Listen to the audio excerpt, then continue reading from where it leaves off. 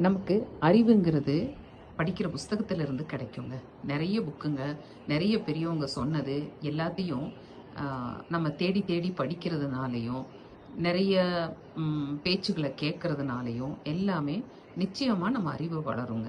ஆனா, தெளிவுங்கிறது அனுபவத்திலயும், நம்ம வாழ்ற வாழ்க்கையிலும் தாங்க நமக்கு கிடைக்கும். நம்ம படிக்கிற படிப்பு எல்லாமே சொல்லும், எப்படி வாழணும் அப்படின்னு. ஆனா தெளிவு தாங்க, தெளிவும் அனுபவம் தான் சொல்லும். நம்ம எதுக்காக வாழ்றோம்? எப்படி வாழணும்? எது நமக்கு பொருத்தமானது அப்படிங்கிறது. நம்ம எவ்ளோ படிக்கிறோங்கிறது முக்கியம் இல்லைங்க. படிச்சதை எவ்ளோ புரிஞ்சுட்டோம் அப்படிங்கிறது தான் ரொம்ப முக்கியம். தெளிவா இருக்கிறவங்க சின்ன விஷயத்திலயும் பெரிய பாடத்த பார்த்துக்குவாங்கங்க.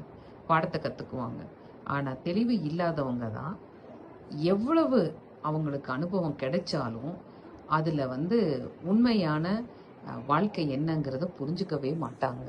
அதாங்க சொல்லுவாங்க, "படிச்சவன் பாட்ட கெடுத்தான், எழுதினவன் ஏட்ட கெடுத்தான்" அப்படிங்கிறதையும் சொல்லுவாங்க.